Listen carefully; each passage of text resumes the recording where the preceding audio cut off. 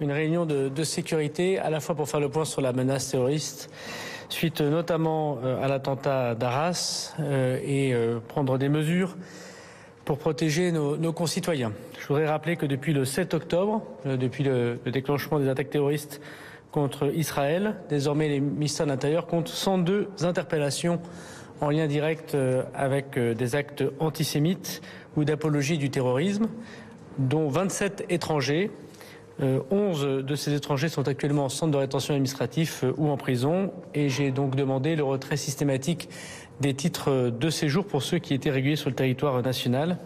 Nous avons eu également 2839 signalements à la plateforme Pharos, 237 transmissions à la justice, ce qui vient effectivement à démontrer que les difficultés, pour ne pas dire les passages à l'acte potentiel, sont repérés, traqués, et les personnes interpellées, je voudrais souligner que 102 interpellations en une semaine par les policiers, par les gendarmes dans ce cadre-là est tout à fait exceptionnel.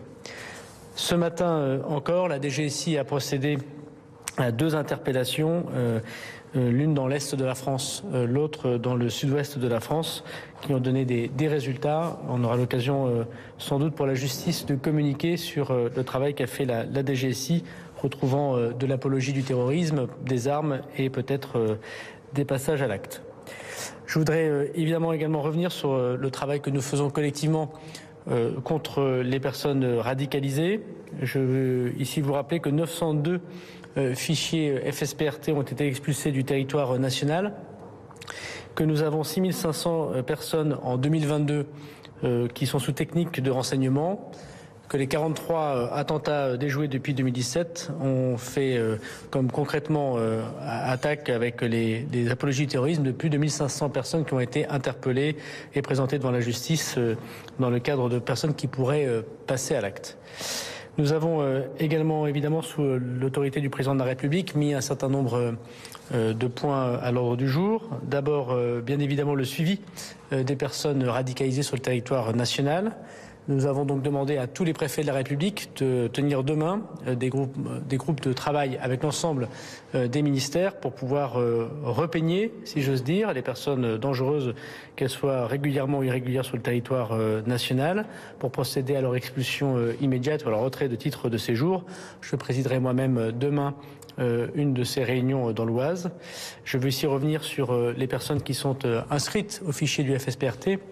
Donc je veux redire qu'il s'agit d'un fichier de renseignement qui n'est pas un fichier judiciaire et qui mêle des gens dangereux et des gens qui sont signalés comme étant en lien potentiel avec des personnes dangereuses et qui ne sont donc pas de la même nature. Sur les 20 120 inscrits qui existent au FSPRT, il y a des fiches actives et des fiches inactives, parfois depuis de très nombreuses années. Parmi les gens actifs sur ce fichier en lien avec l'islamisme radical, 5100 fiches actives sur 20 120 inscrits. Sur les 20 120 inscrits, il y a 1411 étrangers en situation irrégulière. Seulement 489 d'entre eux sont sur le territoire national.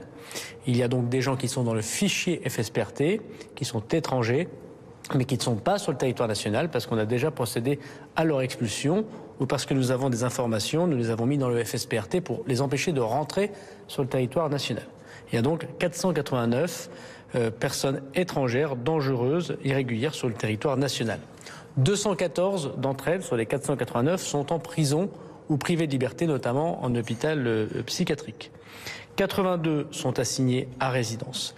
Il y a donc quasiment 300 de ces 489 étrangers au fichier au FSPRT qui sont irréguliers, qui ne peuvent pas donc être expulsés du fait qu'ils sont notamment privés de leur liberté et qu'ils purgent pour une très grande partie d'entre eux une peine qui est souvent une longue peine de prison. Bien évidemment, avec les services du garde des Sceaux, nous procédons à l'expulsion systématique à la fin de leur peine de prison. Il y a donc 193 aujourd'hui étrangers en situation irrégulière ou que nous avons rendus irréguliers en retirant leur titre de séjour, qui sont en attente d'expulsion. Et donc nous avons, alors qu'ils sont soit assignés à résidence, qui sont dans des centres de rétention administrative, qui sont en contentieux lieu avec la justice.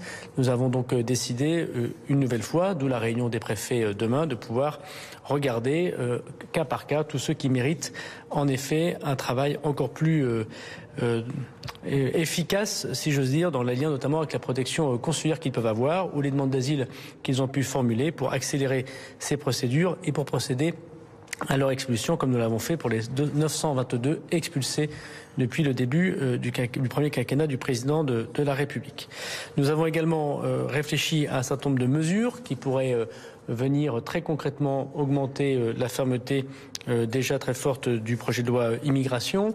Nous avons également des réflexions autour de la technologie pour nos services de renseignement. Nous avons aussi travaillé à la sécurisation de nos établissements scolaires.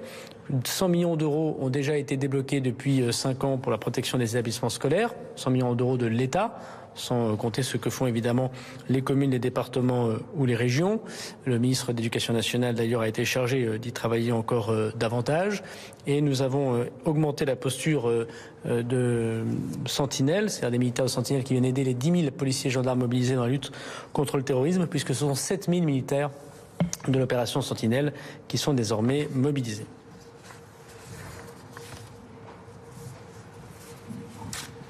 Bonjour Monsieur le Ministre, Alexandre Payrou de France 2. Le projet de loi immigration ne semble pas répondre à la situation de l'assaillant d'Arras. Est-ce que selon vous, il faut aller plus loin et modifier ce projet de loi? Par ailleurs, vous avez annoncé accélérer les procédures d'expulsion des Nord-Caucasiens radicalisés. Où est-ce qu'on en est? Et enfin, dans la circulaire que vous avez annoncée, dans la circulaire ce matin, vous avez annoncé expulser les personnes radicalisées en situation irrégulière et régulière. Comment est-ce que vous allez faire concrètement pour les personnes en situation régulière? Merci. Alors, sur votre dernière question, il y a donc des étrangers en situation régulière, soit qu'elles ont un titre de séjour, soit qu'elles ont un asile sur le territoire de la République et qui sont inscrits au FSPRT, soit qu'ils sont dangereux pour la nation, soit qu'ils sont soupçonnés d'être en contact avec des personnes qui sont dangereuses pour la nation. Ce n'est pas évidemment de la même nature. On a donc demandé à la demande du président de la République pour les statuts de réguliers qui sont dangereux, de faire retirer immédiatement leur titre de séjour ou leur protection asilaire pour les rendre irréguliers afin de procéder à leur expulsion. Nous ne pouvons expulser du territoire national que les personnes qui sont irrégulières sur le territoire national. Nous le faisons déjà beaucoup, je ne reviendrai pas dans le détail, mais devant la difficulté, soit de l'actualité au Proche-Orient, soit de la menace terroriste qui nous touche à la suite de l'annonce d'augmentation de la posture après Vigipirate, ce sera le cas du travail que feront les préfets demain dans les réunions que j'ai convoquées. Le deuxième sujet que vous évoquez, ce sont les étrangers qui sont fichés au FSPRT de nationalité russe, donc des Tchétchènes, mais pas simplement des Tchétchènes. À ma connaissance, il y a 59 personnes de nationalité russe actives suivies par les services de renseignement. Une quarantaine sont en détention, et donc ne sont pas expulsables. Une vingtaine sont soit en centre de rétention administratif, soit assignés à résidence, soit du fait des relations que nous avons avec la Russie qui ont été interrompues depuis mars dernier du fait de la guerre en Ukraine, qui sont susceptibles d'être reprises dans l'échange avec la Russie. Je vais donc adresser à la demande du président de la République une liste de ces personnes qui ne sont pas en prison et que nous pouvons expulser aux autorités russes pour pouvoir obtenir effectivement l'expulsion du territoire national. Je rappelle que nous avions repris ces expulsions voilà 1 an et demi et qui nous avait permis d'éloigner de nombreux Tchétchènes, notamment dangereux, du territoire national. Troisièmement, vous évoquez la loi immigration. Je voudrais vous dire que si le texte immigration tel que nous l'avons proposé et adopté par la commission des lois du Sénat nous aurait permis de pouvoir obtenir la levée des protections du terroriste d'Arras qui, à l'époque, n'était pas considéré comme auteur terroriste. Qu'est-ce qui se passe? Aujourd'hui, nous pouvons expulser du territoire national les personnes qui sont confondues de terrorisme en faisant fi ce qu'on appelle protection d'ordre public. En France, si vous êtes arrivé sur le territoire national avant l'âge de 13 ans, si vous êtes marié sur le territoire national avec une Française, si vous avez des enfants nés en France, il y a des protections que seule la loi française évoque très clairement dans la loi, qui vous empêchent de vous expulser sauf si vous touchez aux intérêts fondamentaux de la nation, donc le terrorisme. Ce n'était pas le cas de cette personne, dont je rappelle qu'il n'avait pas de casier judiciaire, qui était suivi par les services de renseignement depuis moins de 3 mois, et pour lequel nous n'avions que des soupçons et aucune preuve d'être en lien avec une entreprise terroriste. Nous avons prévu dans le projet de loi, en ce qui relève de la délinquance ou de non-valeur de la République, de pouvoir lever ces protections. Toutes les personnes qui sont arrivées avant l'âge de 13 ans sur le territoire national, par exemple, ou qui sont mariées en France ou qui ont des enfants en France, s'ils ont trafiqué de la drogue, s'ils ont attaqué un policier, s'ils ont été accusés de violences intrafamiliales, le texte de loi prévoit la levée de ces protections pour pouvoir obtenir leur expulsion.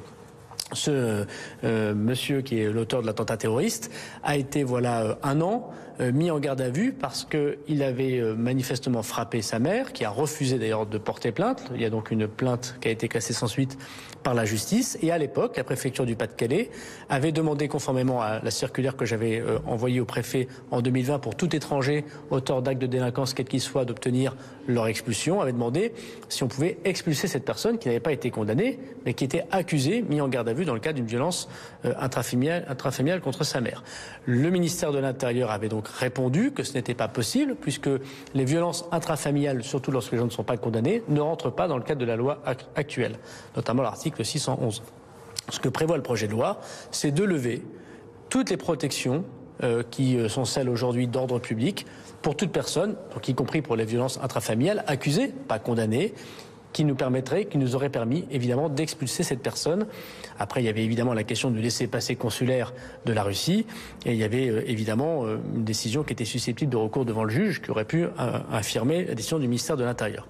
Donc je veux redire que le projet de loi, notamment les articles autour de l'article 10 jusqu'à l'article 13, nous permettrait, c'est pour ça qu'il faut adopter cette loi désormais très vite, de pouvoir expulser du territoire national des personnes qui pourtant, jusqu'à présent, sont protégées par ce qu'on appelle des réserves d'ordre public. Est-ce que cela veut dire, par ailleurs, que le projet de loi se suffit et qu'il n'y a pas des mesures plus fortes encore à imaginer dans la lutte contre la délinquance étrangère et singulièrement contre le terrorisme venant de gens qui ne sont pas nationaux? La réponse, bien évidemment, est non. On doit toujours pouvoir continuer à travailler plus fortement, avec beaucoup plus de fermeté encore contre les ennemis de la République au sens très large du terme. Et donc je veux dire que le président de la République m'a demandé de travailler de mesures complémentaires, donc des amendements que porterait le gouvernement, puisque le texte arrive le 6 novembre au Sénat, pour pouvoir tirer des conclusions extrêmement claires, notamment lorsque quelqu'un adhère à une idéologie radicale, qui nous permettrait sans doute d'expulser encore davantage de personnes, premièrement. Et deuxièmement, on veut dire avec tous les partenaires du Sénat, singulièrement la majorité sénatoriale, que, comme je l'ai toujours dit, nous sommes extrêmement ouverts à des propositions de leur part qui rendraient encore plus ferme le texte pour lutter contre soit les délinquants étrangers, soit les gens qui sont suivis par les services de renseignement avec une dangerosité particulière et qui seraient étrangers. Bonjour Monsieur le Ministre, Mathieu Desmoulins pour TF1 LCI. Je rebondis simplement sur la question de mon confrère Alexandre Peyroux. Dans la circulaire que vous avez fait passer au préfet, est-ce que le frère de l'assaillant, par exemple, pourrait faire partie des personnes expulsables? Et puis, je reviens également sur vos propos et ceux de la Première ministre vendredi soir et ce week-end. Vous avez évoqué le fait que la situation au Proche-Orient était un possible élément déclencheur de cet attentat terroriste à Arras. Est-ce que désormais, au vu des échanges et de vos renseignements, vous en avez la confirmation? Je vous remercie. Alors, c'est pas à moi de commenter l'enquête désormais judiciaire qui est confiée à la DGSI, mais sous l'autorité du parquet national antiterroriste, et il aura l'occasion d'évoquer sans doute cela, j'imagine, dans les prochaines communications et suite des gardes à vue qui sont en ce moment même le fait du PNAT et de la DGSI. En revanche, sur le premier point, il est évident que l'on doit pouvoir continuer à expulser tout étranger délinquant et tout étranger en lien avec une entreprise terroriste. Ça dépend de quel frère vous parlez. Je rappelle que la DGSI, dans cette affaire, a fait son travail. Pour plusieurs raisons, je pourrais y revenir. D'abord, on a expulsé le père en 2018 parce qu'il était dans une idéologie radicale. Il est actuellement en dehors de France, contrairement à ce que j'ai pu entendre. On a mis en prison le frère notamment le frère aîné, d'abord sur un article 40, c'est-à-dire une atteinte pour le code pénal, notamment sur apologie du terrorisme fait par la DGSI. Ensuite, grâce au fait qu'il soit en prison, on a pu notamment découvrir qu'il était en lien avec une entreprise terroriste qui devait toucher notamment l'Élysée. Il est évident que ce monsieur, si c'est du frère dont vous parlez, qui est actuellement en prison, à la fin de sa peine de prison, va connaître une expulsion dans son pays d'origine, c'est-à-dire la Russie, à la fin de sa peine de prison, bien évidemment. Le garde des Sceaux a d'ailleurs mis en place un système qui nous permet de faire une liberté conditionnelle de personne, à la condition que nous expulsions directement cette personne. En gros, ne pas garder les gens en prison en France si on peut obtenir leur expulsion immédiate, sinon évidemment pas de liberté conditionnelle. Et puis troisièmement, pour revenir sur le travail qu'a fait la DGSI, nous n'avions pas sur l'auteur terroriste de signalement qui était de façon certaine en train de passer à l'acte. Je rappelle que depuis fin juillet, il était suivi par les services de renseignement, qu'il est désormais assez clair que les écoutes téléphoniques classiques, la ligne claire du téléphone, malgré les très nombreuses heures de conversation, n'ont pas réussi à démontrer qu'il y avait une quelconque menace, que sa géolocalisation n'a pas parlé. Et il y avait donc une question, et la question que viendra résoudre sans doute l'enquête, est-ce que le terroriste a utilisé des messageries cryptées, WhatsApp, Signal, Telegram, pour pouvoir fomenter son attentat s'il était prémédité. La DGSI n'a pas accès à cela.